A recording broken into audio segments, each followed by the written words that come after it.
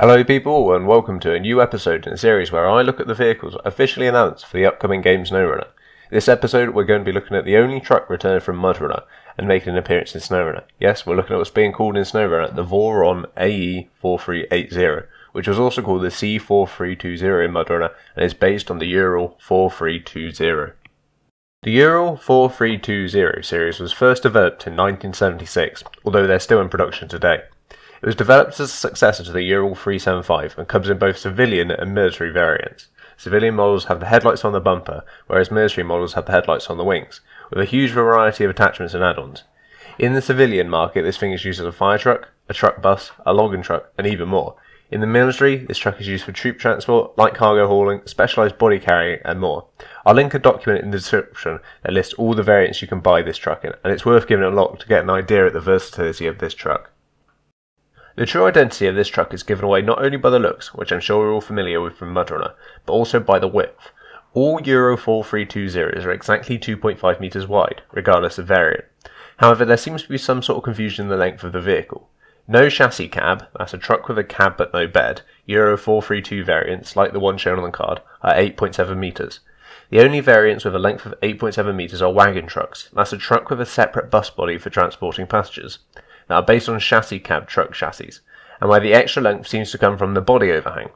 Unless, of course, for these specific body add-ons, the chassis was extended slightly, which seems possible, but I just don't understand why they wouldn't use the dimensions from one of the chassis cab variants, unless, of course, the given length is wrong, which also seems plausible. Modern Ural-4320 series are built with three engines primarily. The first engine, the MZ-236M2, is a 180 horsepower, 11.5 litres diesel V6. The second engine available, the MZ-236HE2, is a 230 horsepower, 11.2 litre turbocharged diesel V6 that, whilst producing less horsepower than the largest engine, conforms to Euro emission standards and is therefore likely quite fuel efficient. The last engine, and the most powerful, is the MZ-238M2. This is a 240 horsepower, 14.9 litre diesel V8. Past 4320s have also come available with a 210 horsepower, 10.8 litre diesel V8. These are all pretty standard power engines for a truck of this size and time, and if you've ever played Mudrunner, which I'm sure you have, you'll know this sort of power will happily propel this truck through some pretty nasty terrain. Compared to Mudrunner, the Voron has a 20 litres smaller fuel tank. This is also 20 litres smaller than the truck it's based on. Why this change I don't really know, but it should be said that this is a pretty big tank for this sort of engines, especially if that turbo diesel engine turns out to be quite fuel efficient, and could give this truck quite good range. I don't think I really need to say much about the off-roading capability of this truck, as I'm sure you've all got a good amount of experience with how it performs in Mudrunner, but I'll go over the basics anyway.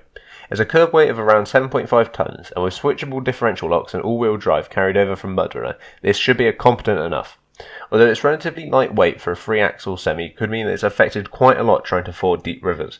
It's also not as powerful as its comparative American trucks, so that's something to bear in mind. Overall, I think this should be a pretty versatile truck, and a bit of a jack of all trades and almost definitely worth buying for your fleet. It was fun to go back over a returning truck from Mudrunner, especially one that was such a workhorse in that game. As usual, if you've enjoyed this video and want to see more like this, please consider subscribing and check out my channel for older videos. Thank you for watching and take it easy.